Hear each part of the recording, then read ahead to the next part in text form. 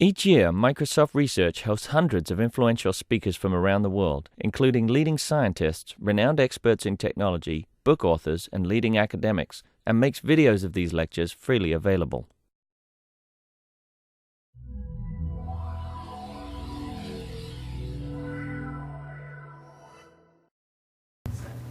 Well, welcome everybody. It's a pleasure to be introducing Luna Dong from AT&T Labs.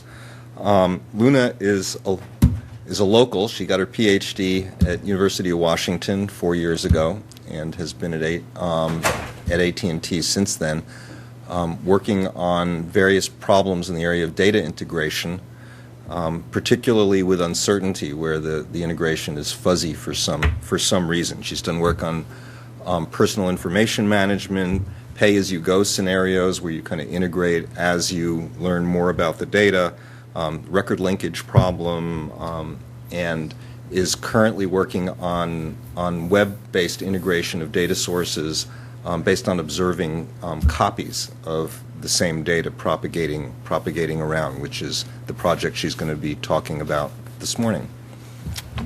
Thank you. Hi there, this is Luna from AT&T Labs Research. I'm very happy to come back to Seattle and come here for a visit. I think I did an internship here in 2005 with Raghav. And today I'm going to talk about our Solomon project, where the goal is to find the truth via copying detection. So we live in an information era. There is a lot of information on the web, and we are surrounded by data. Especially after Web 2.0, we can easily know what's happening out there from blogs, from Twitter, from social network websites such as Facebook, LinkedIn, etc. In a sense, we are lucky that when we have a question, we just ask the web. However, a recent study by the British Library shows that the speed of young people's web searching means that little time is spent in evaluating information, either for relevance, accuracy, or authority. And actually, another study shows that a lot of teenagers think that as far as a web page is listed by Yahoo, even not Google or Bing, it must be authoritative. And this is certainly not true. On the web, we have a lot of low-quality information, being inaccurate, erroneous, out of date, and so on. And what makes it even worse is that the web technology has made it extremely easy to propagate such low-quality information. Everything is digital. There is definitely no need to talk face-to-face or making phone calls. To propagate some information, it is as easy as making a copy. And so rumors quickly spread out. So let me tell you several stories. The first story is an old story about United Airlines. In 2002, Chicago Tribune has a news article about UA's bankruptcy. And then a couple of years ago, SunSentinel.com listed this article as one of the most popular articles for some reason. And then Google News Robot looked at this list and sent it to UAL alerts clients. And after that, Bloomberg.com looked at the timestamp from Google News and listed as newswares confirmed today. So this caused the UAL stock to drop from $12 to $3. The second story is about a musician. His name is Jaha, and he's a French conductor and composer. He died 2 years ago, and a lot of newspapers reported his death with the following quote: "One could say my life itself has been one long soundtrack. Music was my life, music brought me to life. And music is how I will be remembered long after I leave this life. When I die, there will be a final waltz playing in my head, and that only I can hear." So this is very touching. But it was not said by Jaha. It was not said by any musician. It was said by an over-curious sociology college student from UC Davis, so close, right? And he wanted to find out what is the impact of Wikipedia on people's daily life. So he uploaded these quotes after he heard of Jaha's death. And even he was shocked that a lot of quality newspapers with very good reputation from North America, from British, from India, from Australia, cited his words without verifying or even referencing it. So Wikipedia is a good place to spread rumors, and Twitter, which gains its popularity in the last couple of years, is a perfect place for rumors. So after the Japan earthquake and the tsunami, there have been numerous rumors on Twitter about the toxic rain, about the death of some famous Japanese people, about some fake donation accounts, and this one is most creative. Please help Japan. Earthquake weapons caused the tsunami. And the last story also happened recently. So Shirley Sherrod was an officer in the Georgia state. I guess you still remember this possibly. She gave a talk last April. In the summer, Andrew Breitbart posted one video excerpt about her talk in his blog, showing that she once discriminated against a white farmer. This is a big thing in the country, and so the video was quickly included and commented on by major newspaper websites, and this was quickly picked up by the blogosphere and Twitter. And so this time, even the U.S. government was fooled. They caught Sherrod and forced her to resign. But after they watched the full video, they realized that not only she didn't discriminate, she actually helped the white farmer. So eventually, Obama had to call her and apologize. Obama said that we now live in this media culture where something goes up on YouTube or a blog and everybody scrambles. Also, Tim Berners-Lee, the inventor of World Wide Web, said that the internet needs a way to help people separate rumor from real science. And by the way, I got both quotes from the web. So you decide if you want to believe it. So not only texts can be copied, structured data can also be copied. Here I'm showing 18 websites about US weather. And by investigating the websites about the explicitly claimed clients, partnerships, and resources, and by checking their code for citations, we found the following copy relationships or data derivation. Here, an edge from A to B means that A copies or derived the data from B. So we can see that most of the sources derive their data directly or indirectly from weather.gov. In addition, such copying can be large-scaled. Here I'm showing a map of about 900 data sources. They are about book information extracted from appbooks.com, which is an aggregator of online bookstores. So in this map, each node corresponds to a data source, a bookstore, and an arrow corresponds to a copy relationship detected using our techniques. And we have some countries. Each country is a cluster of data sources according to the copy relationship. We actually found some interesting countries. For example, this country, which we call Department Storia, has several department bookstores, such as the Bookcom, A1 Books, Powell's Books. And this country, which we call Textbookistan, has several textbook stores, such as lgtextbooks.com, Textbooks Rus, Express Text, and so on. And when we integrate data from all these data sources, we certainly want to be aware of the copying relationship so we won't be biased by the copied data.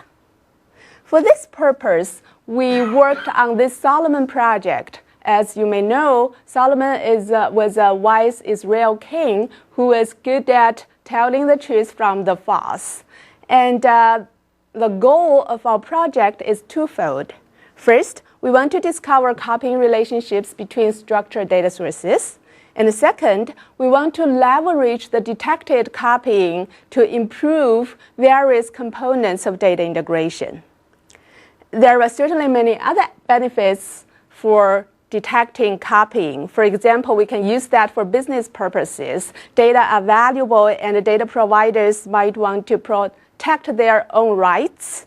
And also, we can use that for in-depth data analysis to understand how the information is disseminated and how the rumors are spread out. So our project has three components: copying detection, applications of the copying in data integration, and also how to visualize the copying relationships and how to explain our decisions.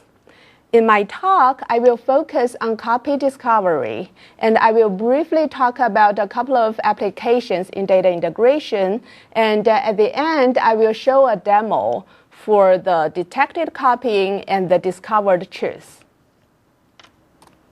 Okay, so let's get started with copy detection, where we are considering a set of objects. Each represents a real-world entity and is described by a set of attributes.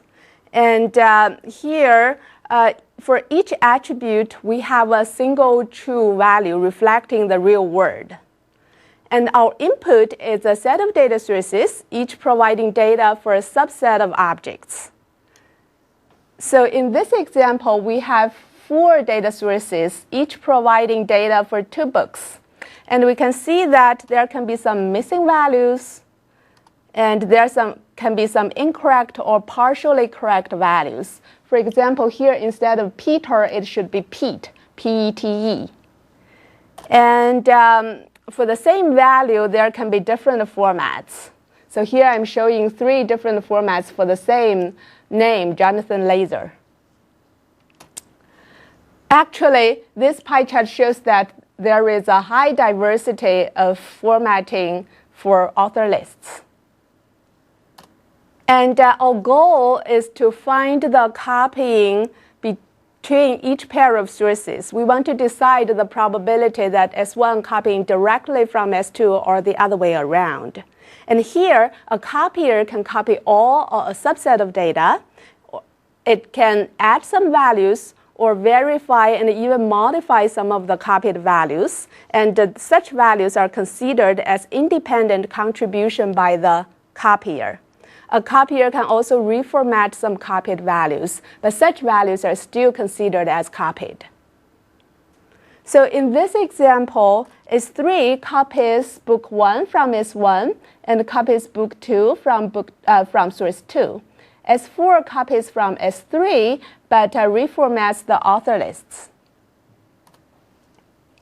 Note that there are a lot of challenges in copy detection. First, sharing a lot of data in itself does not necessarily indicate copying, because 2 accurate sources, they can share a lot of correct values.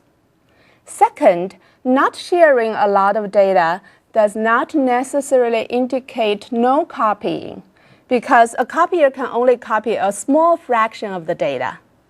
And third, in many applications, we have only a snapshot of the data, so it is hard to decide which source is a copier. And finally, the shared data can be caused also by co-copying or transitive copying.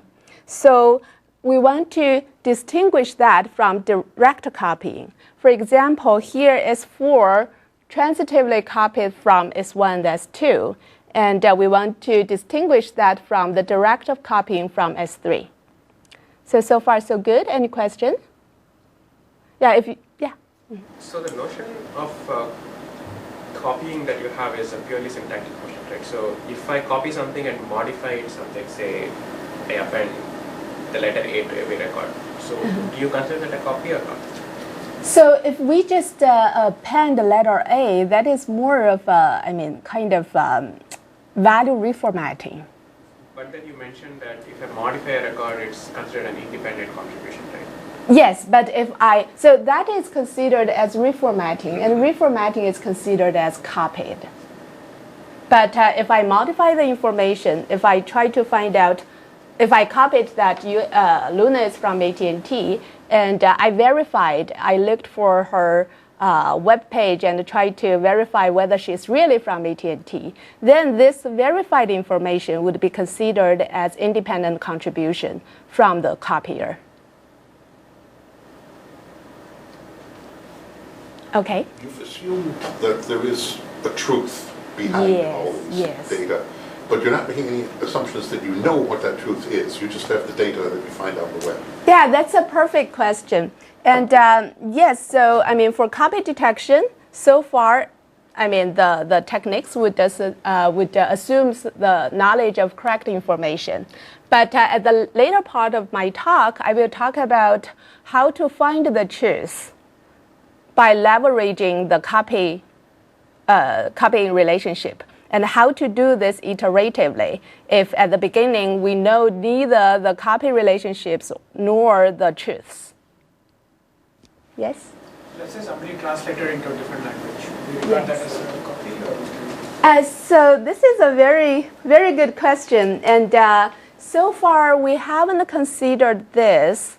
And I would consider translation more as a reformatting.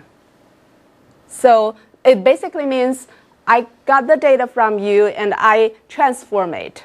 But I didn't really look at the real world and get the information from the real world. There is no observation from the copier. Yeah. So perhaps the word reformatting isn't ideal. It seems to be broader than broader concept. That's true. That's true. I agree. Yeah.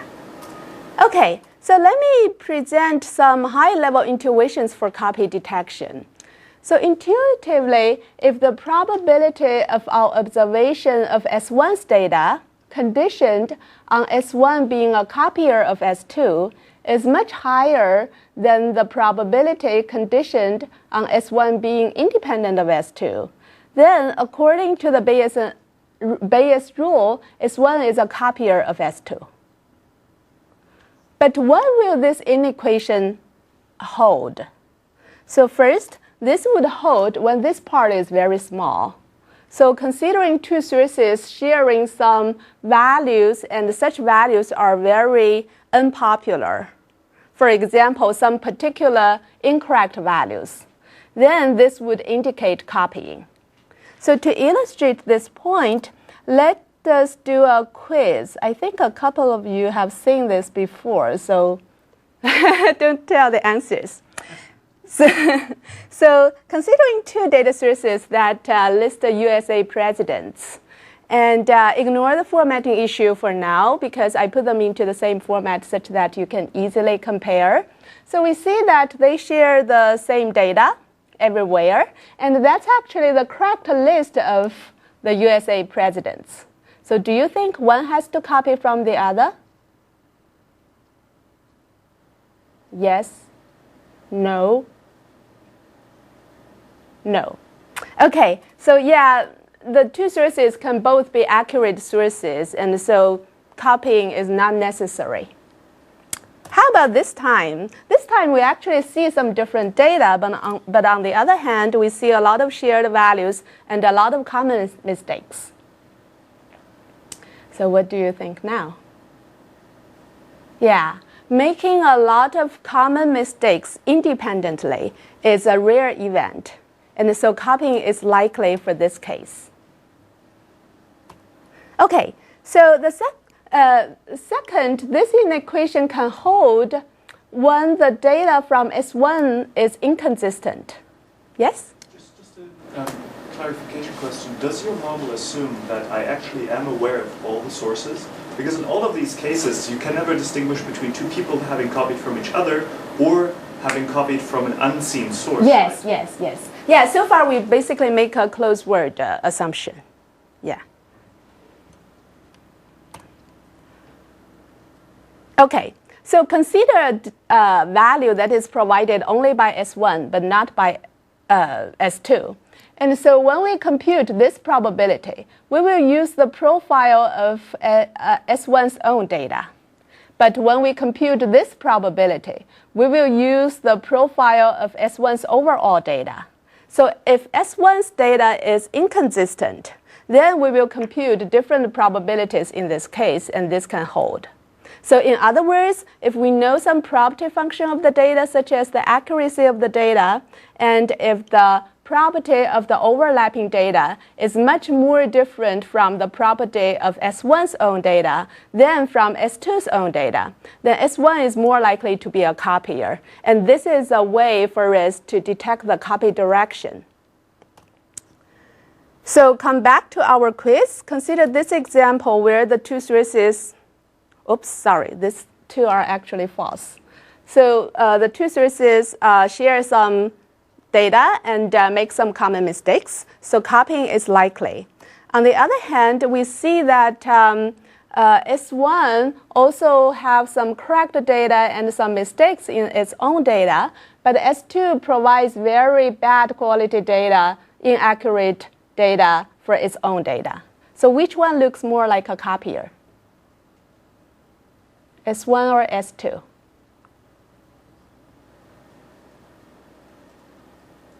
How many people think S1?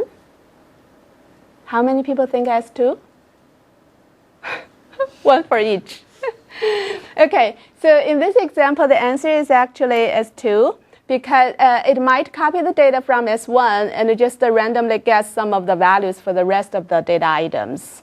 And because we see that the accuracy of its own data is very different from the accuracy of the shared data. And how about this time? Again, they share some data and make a lot of common mistakes. So the accuracy of the shared data is very low.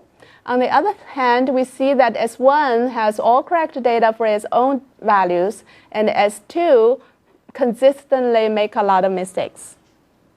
Which one is the copier this time? I guess it's easy this time. It has to be S1. So note that it's not the accuracy of S1 that tells us that it is a copier. It is the inconsistency of S1's data that tells us it is a copier. Okay, so let's now look at the technical details. So basically, our goal is to compute the probability of independence or dependence conditioned on our observation. And the sum of the probabilities should be 1. So according to the Bayes rule, we need to know the invert probability, and that's the probability of our observation conditioned on independence or dependence. And if we assume copying on each data item is independent, then the key becomes to compute the probability, the conditional probability for each data item. So we consider the data items shared by S1 and S2, and we can categorize them into 3 classes. Those on which the two sources provide different values, those on which they provide the same true value, and they provide the same false value. And then now we consider each condition. Yes? You assume the schema are the same. Yes, we assume the same schema. We assume we have applied record linkage, or we have some key values, so we know they are describing the same real-world entity. Yeah. That's an assumption only for now, or it's an assumption? I will talk about that later. Yeah. So let's first consider the independence case. And in this case, let's for now assume the two sources have the same accuracy or error rate, epsilon. So the probability for the two sources to provide the same true value is the probability that each of them provide a true value. That's 1 minus the error rate. The probability that the two sources provide the same false value, if we assume there are n false values and they are uniformly distributed, then it is the probability that each source provides a particular false value times the number of false values. And the probability that they provide different values is 1 minus the above 2. Now consider the condition of copying. And here, let's assume that for each data item, the copier has probability C to copy on that data item. And in this case, the probability that they provide the same true value is the probability that the copier copies times the probability that the original source provides the true value, plus the probability that the copier does not copy times the probability that the two sources independently provide the true value, the same true value. And similar for the same false value. And finally, the probability that they provide different values is the probability that the copier does not copy times the probability that they independently provide different values. So this inequation is showing that sharing the same value serve as positive evidence for copying, and providing different values serve as negative evidence for copying. And actually, we can prove that sharing common false values is much stronger evidence for copying than sharing common true values.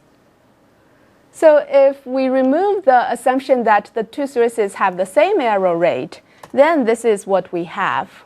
So note that this time we have different probabilities for different copy directions, and that's how we decide the copy direction. For our example, we suspect copying between S1 and S3 because they share the same false author. And we suspect the copying between S3 and S2 because they share the same false name, book name, and similar for S3 and S4. Note that the correctness of the data in itself is not enough in this example to show the copy direction. Okay, so this is the core technique, and we have made several extensions. First, we extended by considering additional evidence. In addition to correctness, we also consider the formatting of the data and also the coverage of the data. In our example, we find that S3 uses inconsistent formats for the author lists, so it is more likely to be a copier. And on the other hand, the author lists provided by S4 are sub-values of those provided by S3, so it is more likely to be a copier of S3.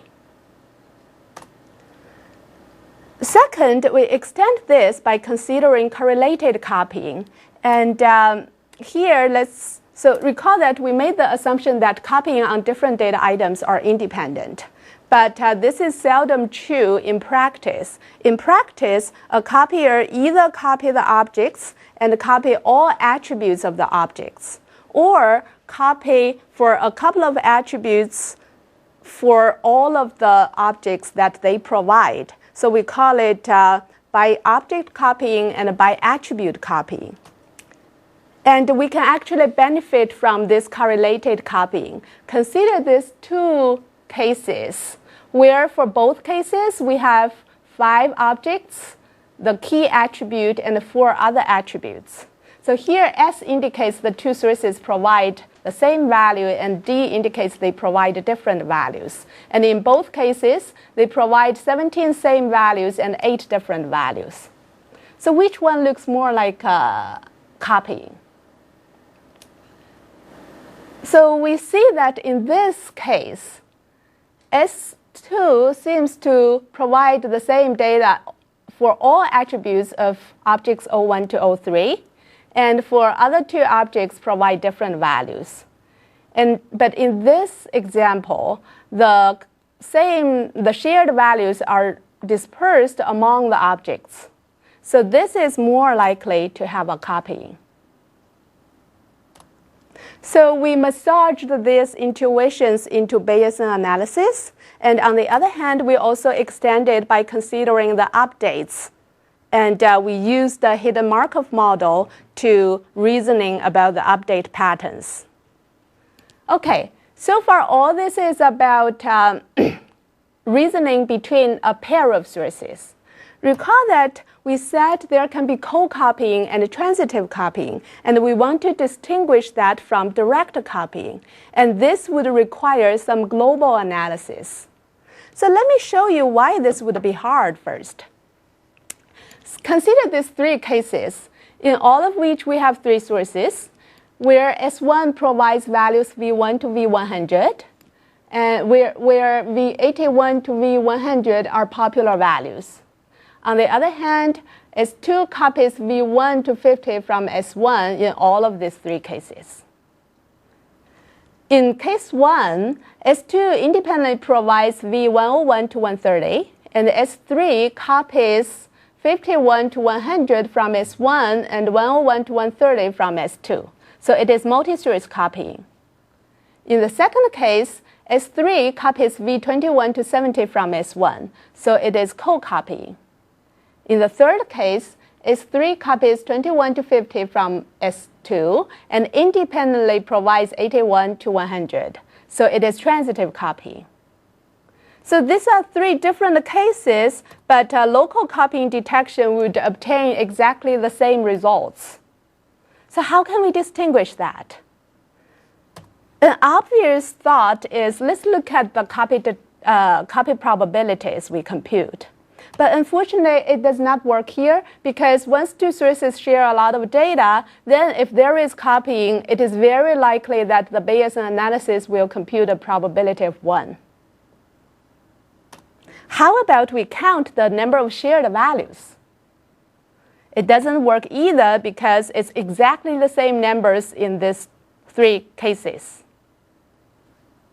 How about we compare the set of shared values? Again, it doesn't work, because we see that V21 to 50 are shared by all three cases in co-copying and transitive copying.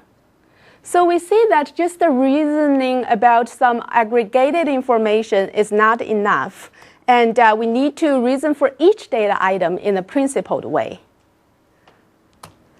So our global copying detection has two steps. The first step considers that because transitive copying and co-copying typically can be inferred from direct copying, so it tries to find a set of copyings R that can significantly influence the rest of the copyings. And here, the influence is measured by the accumulated difference between the probability computed by local analysis and the probability conditioned on this set R. In the second step, for the rest of the copyings, instead of directly saying, no, this cannot be direct copying, we actually adjust the copying probability to the probability conditioned on this R. And according to this, we decide if it is direct copying or indirect copying. And let's see how it works for our examples. So in the first case, let's assume, I will skip the details of how we find R, but let's assume R contains S3 copying from S1. And now if we re-examine the copying between S3 and S2, we find that among the 30 shared values, S3 cannot copy them from S1. So the probability conditioned on this R is the same as the original probability. And so we consider there is still copying between S2 and S3. In the second example, assume the same R, but now for the 30 shared values, S3 can actually copy them from S1. So the conditional probability is much larger than the original probability, meaning that they are not strong evidence indicating copying. So we remove this copy relationship. In the third case, suppose R contains S3 copying from S2, then we find that for values V21 to 50 shared between S1 and S3, S3 can copy from S2. For values V81 to 100, S3 can actually provide it independently because they are popular. So again, we lack strong evidence indicating copying, and we remove the copy relationship. Okay, let's see some experimental results using the weather data set extracted from 18 weather websites for 30 major USA cities and collected every 45 minutes for a day. And from this golden standard, we generate some silver standard. Because there are two sources whose data are not available because of technical reasons or business reasons. They can sell the data. So we remove the copying relationships to it. And we add some copying for between the co-copiers and the transitive copiers of those two sources. And then we add some copy relationships for the data sources that did not provide any information about this, like partnership, etc., by comparing the data where we see most appropriate. And we remove some of the partnership that are not supported by the data. We actually try to do better by emailing or calling the websites, but as you can imagine, they didn't tell us any more information. And this actually shows the importance of the research. So we measure the precision, recall, and the F-measure of our results. Precision measures among the detected copying how many are correct. Recall measures among the real copying how many are detected. And the F-measure is the harmony mean of precision and recall. And for this example, there are 11 real copyings in the silver standard, and we detected 8 of them, and we detected 3 more copyings. So both precision and recall are 0.79 for our global detection. Local detection, on the other hand, has a much lower precision because it does not remove the transitive or co-copying. If we do not consider the correlated copying, then we have a very low recall. On the other hand, note that if we only consider the correctness of the data, we have better results than considering other quality measures. Why? Because in this particular data set, for temperatures, for like humidity, there is not really a true-false notion for the values, more of a popularity of the notions. But this method actually enforces that only one value is correct and all other values are false. So that's why it has a higher recall. But for some synthetic data, where we do have true-false notion, we observe that enriched actually has higher F-measure than considering only accuracy. Okay, so let's now consider how we can leverage the detected copying for various aspects of data integration. So when we integrate data from several different data sources, we face 3 challenges. First, different sources can describe the same domain using different schemas. This is like when 2 persons organize their stationary drawers, they can organize the same things in very different ways. So to resolve structural heterogeneity, we want to find the one-to-one mapping between the components, elements from different sources. Second, different sources can describe the same real-world entity using very different attribute values. This is like one person can call this paper cutting tool scissors, and another one can call it paper scissors. And we want to be aware that they actually describe the same real-world entity. Third, different sources can provide conflicting data. This is like one person can call this scissors, and another one can call it glue. So we need to decide which value is correct among the conflicting values. So before Solomon, existing solutions all have an important assumption that all of the data sources are independent. But knowing the dependence relationships actually can add one more dimension to different aspects of data integration. For data conflicts, for resolving data conflicts, we now can discover the truth with awareness of the copying and ignore the copied data. We can also integrate probabilistic data by removing the unrealistic assumption that all the data sources are independent. For resolving instance heterogeneity, we can improve record linkage by distinguishing between wrong values and alternative representations.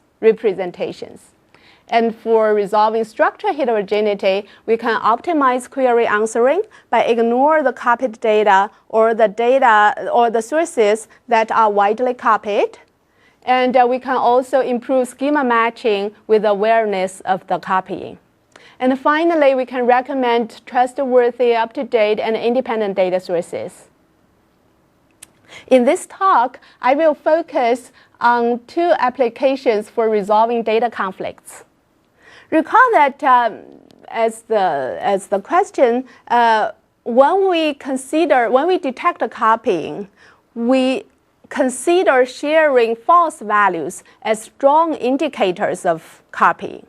However, in practice, we often do not know which values are true and which values are false, and this is especially tricky when we have copiers. So in this example, we have 3 data sources, each providing affiliation information for 5 database researchers. And if we do a naive voting, taking the value provided by the majority of data sources, we can actually do pretty good. For 4 out of 5 database researchers, we got the correct value. And note that here S1 provides all correct values. However, now consider that we have 2 sources that copy all or most of the data from S3. And now if we still do a naive voting, S3 can actually dominate the results, and we will make mistakes for 3 out of 5 database researchers. So our solution starts with copy detection, assuming that all values have the same probability of being true. And we see that in the first round, we compute a high probability of copying between S3, 4, 5 because they share a lot of values. And we actually also compute a high probability of copying between S1 and S2 because they also share 3 values. According to this copy relationships, we can do voting, ignoring the copied data. So now let's consider voting for microis affiliation. And we see that here, each big circle represents a value. And the larger the circle, the higher vote count. Each small circle represents a data source, a provider of that value. And the larger the circle, the more accurate is the source. And note that even in the first round, because of the copying relationships, the vote count of BEA is not 3 anymore. How we compute the vote count? We consider the sources in a particular direction. Let's say now it's 3, 4, 5. And for S3, let's say its vote count is 1. For S4, the probability that it provides the value independently is 1 minus the copying probability times the probability that the source copies on each particular data item. So it's 0.2. For S5, the probability that it provides the value independently of S3 and S4 is 0.2 squared. So the vote count adds up to 1.24. But it still wins the voting. And according to the voting results for all of the data items, we can compute the accuracy of each data source. And in later rounds, for more accurate sources, we can assign higher vote counts. And we can also recompute the copying probabilities. Actually, in the second round, we reduce the probability of copying between S1 and S2 because they only share correct values. And we note that in later rounds, the accuracy of S1 gradually increases, and that of S3, 4, 5 gradually decreases. So starting from round 4, the vote count of UCI starts to be larger than the vote count of BEA. Yes? Just to sort of slightly weird question. In theory, this is all fine, but wouldn't the fact that there's one source that's heavily copied by others, in fact, be additional evidence for the accuracy of that source in practice? Sounds like it will, but actually, if the source is heavily copied, even from the first round, we will compute low vote count for the copied values. And then later on, if there are some like wrong values, then the accuracy of that source will be quite low. And then in later rounds, the accuracy will just decrease gradually. And eventually, exactly as what is shown here, the accumulated vote count will not be that high. And in our experiments, we actually didn't observe such cases where it will affect the results. Yeah. Do you have real-life examples of inaccurate but heavily copied sources? Yes, a lot. A lot, yeah. And I can show you later. Yeah.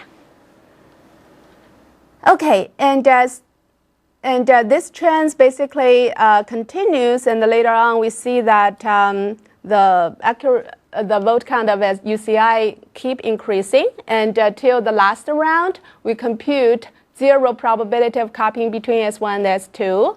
We compute an accuracy of nearly 1 for S1 and a very low accuracy for S3, 4, 5. And we are able to find the correct affiliation for all of the data researchers. Note that there is an interdependence between truth discovery, accuracy computation, and copying detection. Our solution conducts copy detection, truth discovery, and source accuracy computation iteratively until the results converge. And we can prove that if we do not consider accuracy, then this process will definitely converge. And if we do consider accuracy, our observation is that it will converge when the number of objects is much higher than the number of data sources. Okay. So far, this process is good, but it is offline. And it is so not appropriate for web data, given the sheer volume of the data and the frequent updates of the data.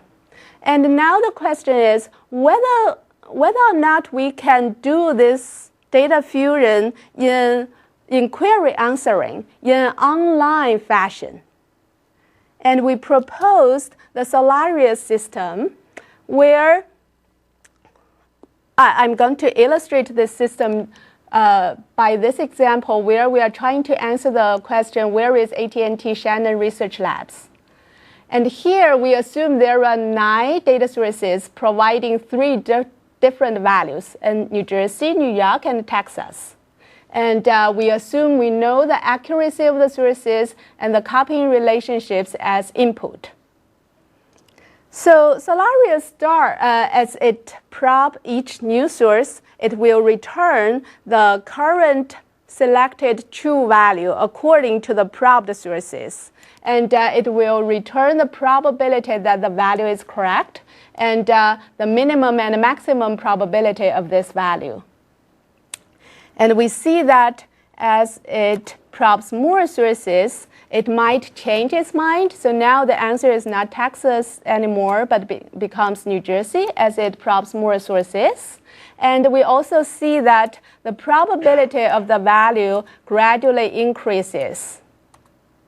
And at this point, after we have probed 8 sources, we are confident enough that New Jersey must be the correct value. So we will stop here even without probing all of the sources.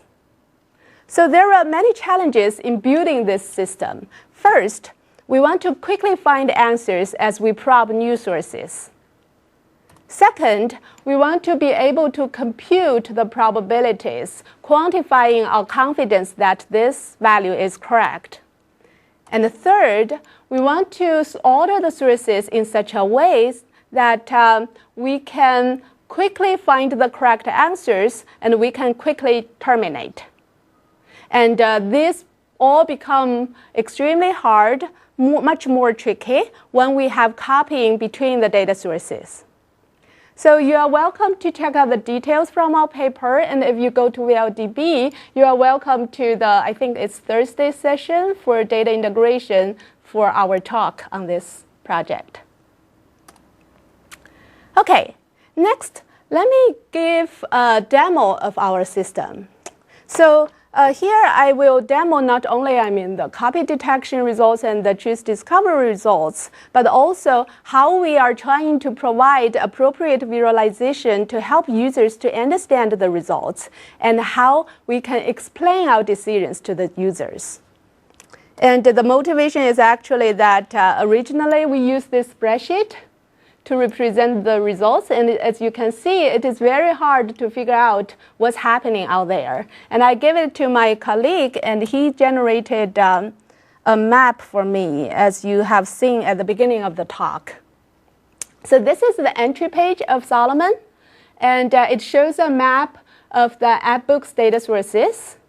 And now let's consider 3 scenarios. In the first scenario, let's assume you're a data analyzer and you want to understand the quality of the data sources and the copying relationships between the data sources. So in the map, you can see that each node is a data source. The larger the font, the higher coverage, and the darker the color, the more accurate. And you can search the sources by quality. For example, we can search high coverage sources. Let's say. So here it returns 6 sources. And we can see that they are all on this map. And a lot of them are in this department area country. And if we click on one of Actually, from the table, we can see different quality measures of the data sources. And if we click on one of them, we can see more details. And we also use a churn face to show the quality of the source. For example, here we see a quite friendly face showing that this is actually a high quality source. And for this one, we see, a kind of evil face because of the low accuracy of the source. We can also search the sources by names. For example, we can search textbook. Oops. And here it shows that we see that there are a bunch of sources on the map, and we see that a lot of them are from the Textbookistan country. However, textbook data sources do not have to copy from each other. So we also see some from this country. We also see some from the islands. And we see there are even some outside this map because they are independent. And we can search a particular book data source. For example, the book.com. And here it shows 3 data sources with the book.com in the name. And we see that it is the book.com, free postage at the book company, and free US air shipping at the book company. Intuitively, they seem to be different accounts for the same company. And actually, we do find copying relationships between them. So here, if we click on one of them, we can see that copying is likely, and the copying probability is 0.5 in each direction. And here we are showing the data items that are likely to be copied. And note that we didn't find copying between free postage and free air shipping. And if we wonder why, we can search the copy relationship. The book.com. Okay, so here there are 3 pairs of data sources with the book.com, and for this pair that we are interested in, we can see that it says they are independent and they share very few common values. And actually, by investigating their data, we found they are disjoint. And so that's actually why we don't know what is the copy direction. We don't know if they split the data from the bookcom or the bookcom actually union the data from the two data sources. Okay, now let's assume in the second scenario, you're a data provider and you want to look for the copiers of your data sources. So let's search,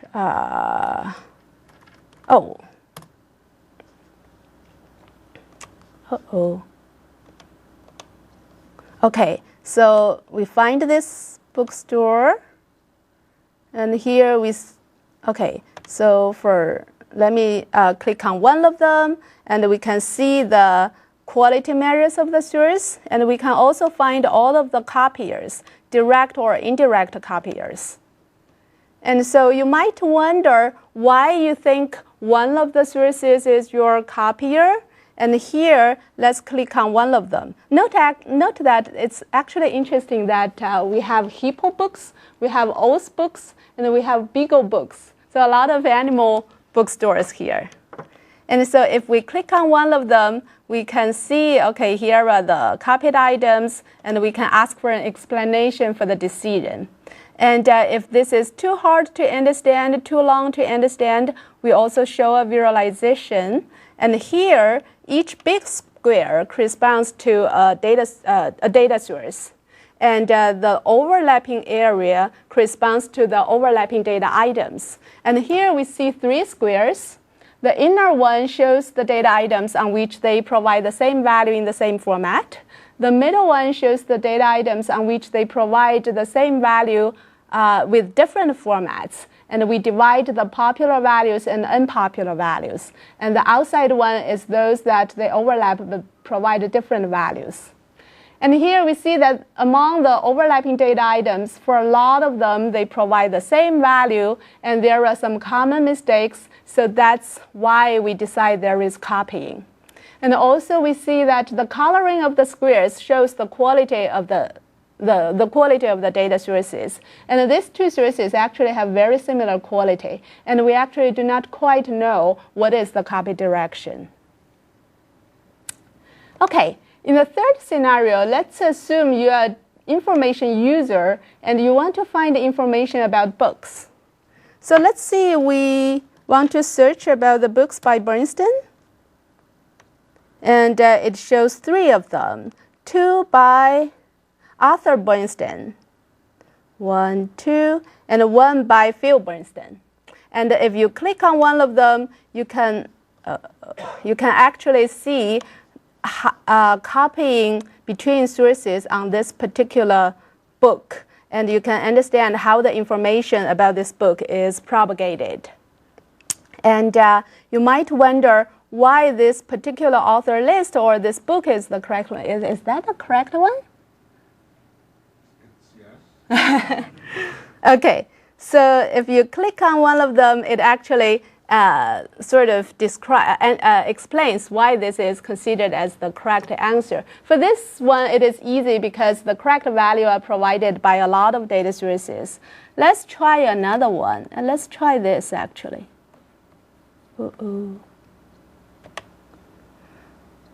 Okay, so you see that here, this is considered as the correct author list, and that is represented by this blue circle.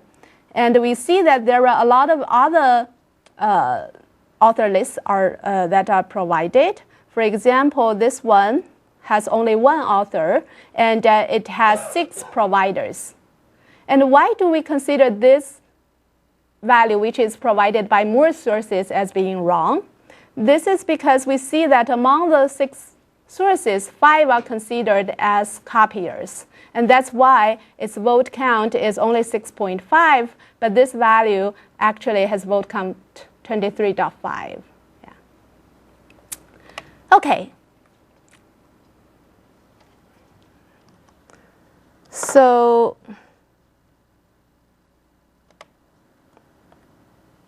So for related work, there have been a lot of work on copy detection for texts, for software programs, for images, videos, and also for structured sources. We have given a tutorial in this year's SIGMOD for such works. And also our work seems to be very related to data provenance. However, data provenance assumes knowledge of provenance or lineage, and they focus on how to effectively present such information and retrieve such information. Whereas we are considering detecting such copying, such lineage information, and how to apply that in various aspects of data integration.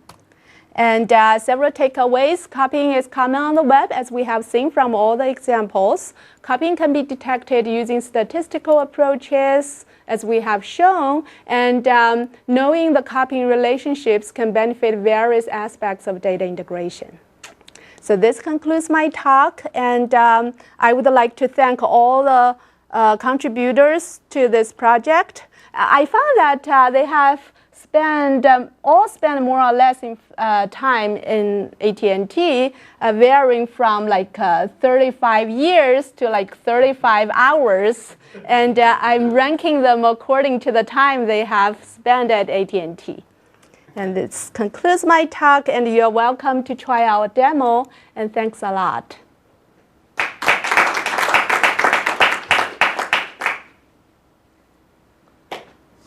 So you didn't say anything about the time relationship between copies. And if I'm crawling the web on a regular basis, then of course, and if I'm clever about crawling, where I crawl websites that change frequently more often than I crawl websites that are static, then that's true. Then I can see version histories. Yes. That would seem to be a very strong hint. Yes. We actually have some work. So, I mean, what I presented here is about static information. And we have extended to consider the updates of the data. And we use the HMM model to capture to reason about such information. And does that provide better yes. Better information about what the direction of the copy? Yeah, it provides not only better information, but actually can even improve the accuracy of the detected copying. Because later on we might find, well, although these several data sources share data, but actually one copies from the other one, and the second one copies from the third one, the transitive copying relationship. I see. Yeah. Go ahead. So in this example with the book company, yes. There's two others where there are copying relations here and there, but not between these because they're disjoint. Yes. And I think at that point you said it's not clear whether this is the primary source and it got split, or whether these are the primary sources and they got collected. That's true. But doesn't the very fact that they're disjoint indicate that there was a splitting? If they were developed independently and then put together, you would expect that there would be at least some overlap between those two. That's actually a very good point. Yes, I think this would be an important intuition. Yeah, we didn't think about that yet.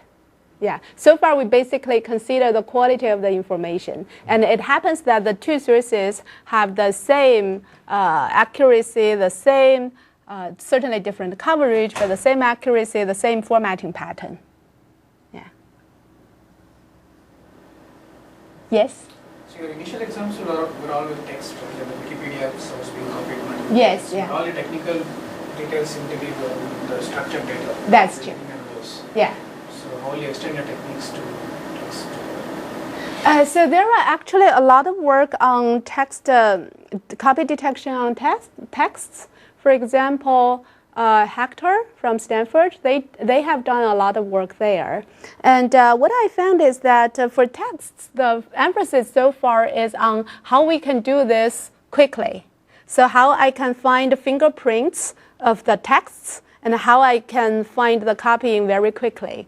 So the current techniques, a lot of them are scalable, but they are not very robust, meaning that if I copy and then reword, then it is hard to detect the copying. Will they detect things like the Wikipedia example you mentioned? The same code is used multiple places? Yes, yeah. There, I mean, it's definitely possible to find the copying. But on the other hand, there are also some extra challenges. For example, how can we find what is the original place for the rumor? Maybe using timestamps. It's a little tricky because we can find some texts with high overlaps, but not necessarily with copying. Yeah, but definitely timestamps help. Yes.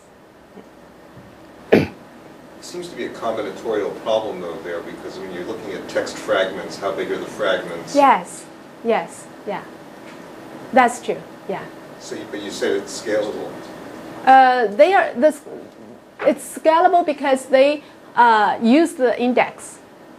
And so, for example, they will generate fingerprints so it's scalable for two reasons. They're indexing very small fragments. And yes. Once they find overlap, then they can expand. That's true. They index on fingerprints, which is typically a summary of a subset of string substrings, and then they index on it, and they will explore a pair of sources only if they share at least a few fingerprints. I see. So this all depends on how good the fingerprinting is, and exactly. Candidate matches. Yes, and then they can drill in deep as long as they've got a reason to believe it's a candidate. That's true. Yeah, and also, currently, as I said, the fingerprints are all syntactic. So if there is any rewording, then it's very hard. And also, if I just randomly change some of the letters, I think currently they can still do a pretty good job on that, but it makes it much harder.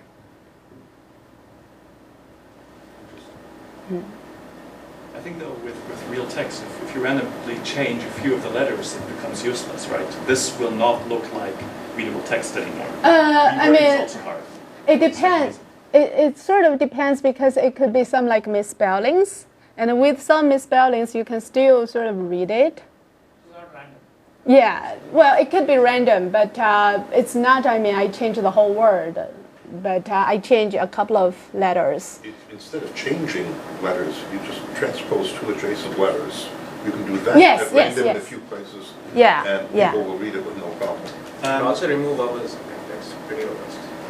You can remove the vowels and most people can read. In practice, yes. However, unless you do that on a large scale, the fingerprints that have been introduced are actually rather robust for that.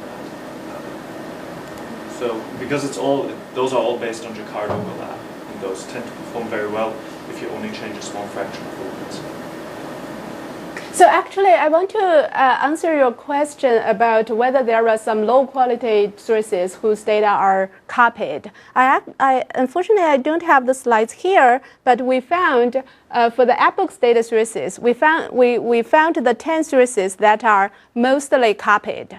And then we found their accuracy is actually not that high. And if we do a naive voting only on these 10 sources, our results only has 50% accuracy.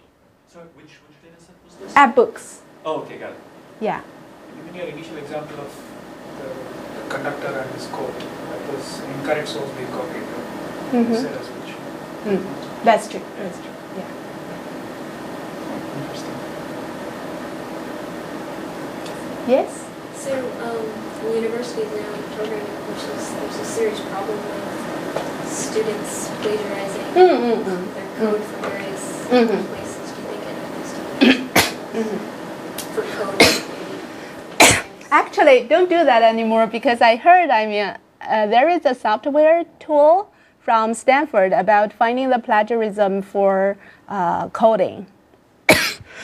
Sorry. And even for essays.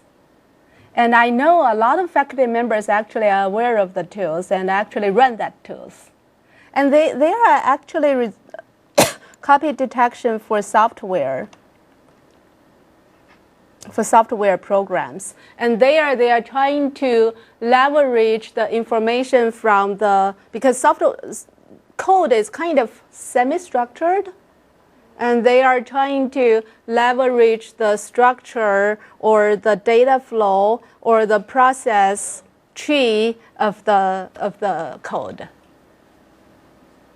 Again, making it robust against certain kinds of obvious transformations. Yes, yeah. Change all variable names. That shouldn't. Like Catch all that. renaming is, I mean, they can perfectly handle that.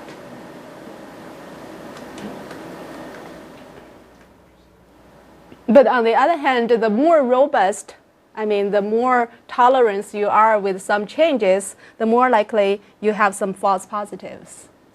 Yeah. Have you found commercially valuable applications of this work within AT&T? So two parts. One part is that at AT&T, we actually buy data, purchase data from some data sources. And this actually motivates the project where we want to recommend good data sources. I mean, a lot of sources purchase data from another source. I mean, it's questionable whether it's worthwhile to purchase data from all of the sources. And the second application is that at AT&T, I mean, we have a lot of data, and there are actually a lot of kind of copying or derivation of the data. And then, I mean, as you can imagine, we have a lot of low quality data, and how we can, so I mean, the question is how we can use the copy relationships, how we can apply the data fusion techniques, true discovery techniques to find the true information about some like companies, about some clients, about some customers, and so on.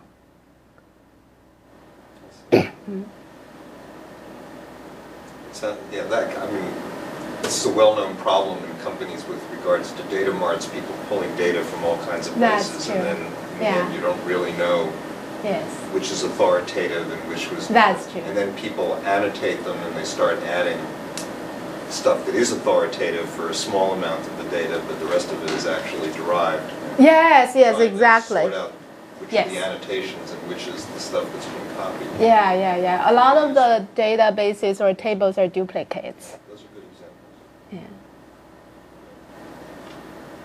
Okay, well, again, thank you. Thank you for coming.